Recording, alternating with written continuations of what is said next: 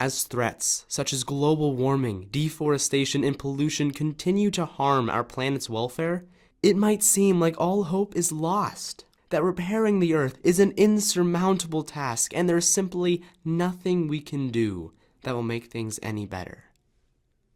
But everything in the world starts small. The planets we now know were first grains of dust floating in space. The biggest buildings began as bricks, and the tallest trees started as seeds. When the world's on fire, sometimes we just need to tend to our gardens. I mean that quite literally. By starting a home garden, you can step towards a better future for our planet. I would like to show you the many ways gardening helps our planet.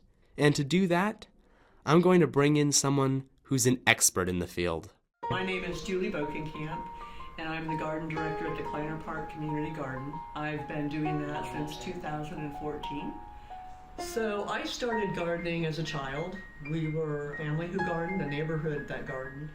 So I've been gardening for most of my life.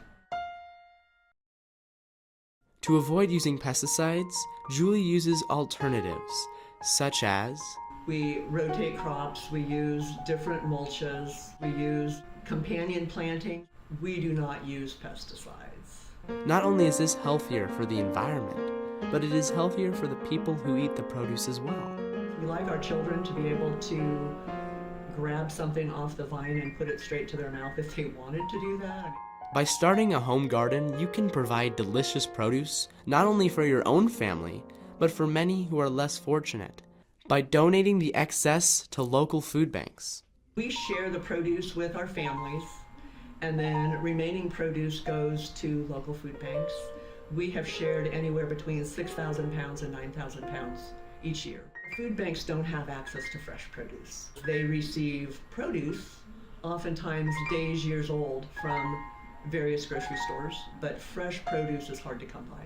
If everyone had their own garden, over-farming would be a thing of the past. Water would no longer be wasted on huge rolling fields of corn. Hunger would be eradicated.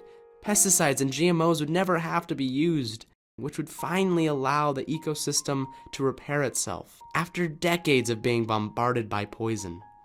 We would be so much closer to repairing the planet and growing a hope-filled future. All we need to do is plant the seeds.